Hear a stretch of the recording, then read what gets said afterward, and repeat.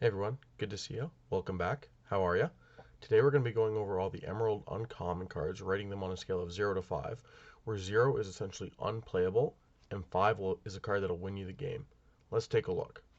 So first up, we have Mad Hatter. So for 5 inkable casting costs, you get a 2/4 with 3 lore, and he has the ability Tea Party. Whenever this character is challenged, you may draw a card. So what do I think of this card? I think it's an excellent card. A 2/4 is a reasonable body. Obviously not so much for 5, but it will be able to eat a lot of those 2/2s, 2/3s. It does have 3 lore, so your major objective is to be questing with this, getting your lore counter up, and make it a must answer. And then when they do challenge into it, you're drawing cards. So this is just card advantage all over the place. A lot of the times you'll have to add 1 or 2 people challenging into it. So you're going to get to draw 2 cards after getting 3, 6, 9 lore. This is a fantastic card. I'd rank this card a 4 out of 5. It's very, very good. Next up, we have my favorite cat, a 3 inkable casting cost for an 0/3 with 2 lore.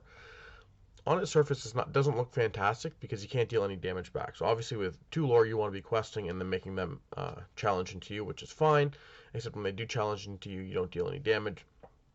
The good news is you always at least get a 1-for-1. Whatever character banishes this creature, that character gets banished as well. So you guarantee yourself value. They spend turns and resources challenging this creature, all the while you're getting 2 lore every time you do adventure. Again, a really fantastic card. I'd give this a 3.5. Flynn Rider. This might be one of my favorite cards in green. It's a 2 inkable casting cost creature that gives you a 1/2. You get 2 lore counters, which is fantastic for only 2 inkable.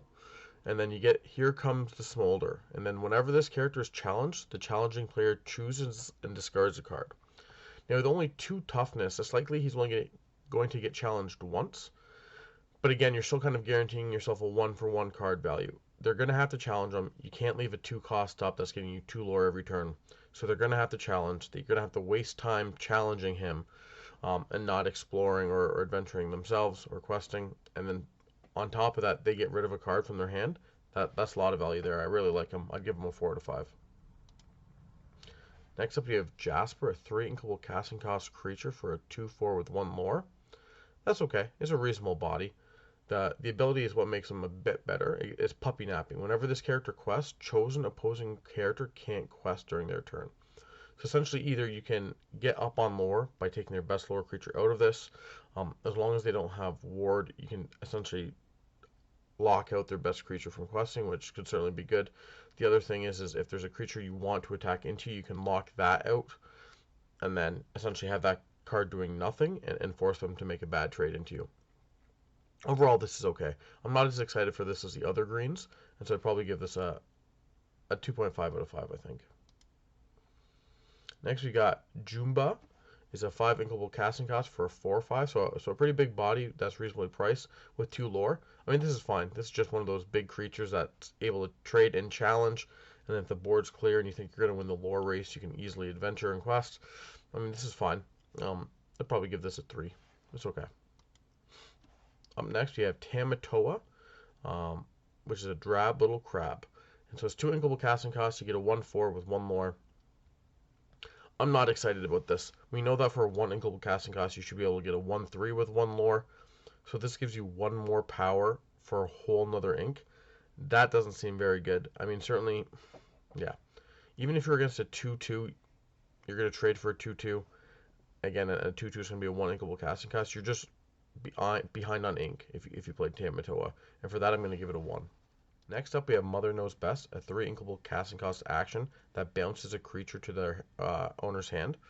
Usually going to be their opponent's creature. So what do I think of this? If you're playing a deck where you really want to tempo them out, put them back on turns in terms of ink, you have low casting cost creatures, maybe 1-drops from that you can sing this song out instead of playing the casting cost at times.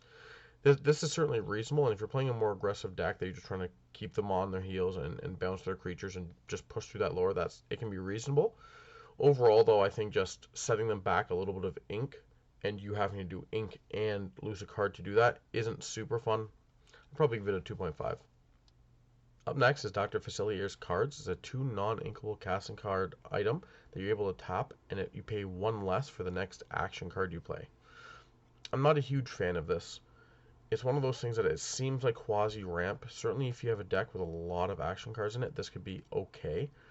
But outside of that, it's not very exciting, and I'm not super excited to play a situational ramp card, paying 2 non-inkable, so you might get stuck with multiple of these. It's just not something I want to be doing. There might be a deck out there that could really take advantage of this, but outside that deck, I think this is pretty poor. I'm going to give it a 2 out of 5. And with that, we have finished the Emerald Uncommon set review for Disney Lorcana. If you liked the video, please hit the like button. If you have any questions below, please drop them in the comments. If you really like this video, hit subscribe, and I'll see you at the next one.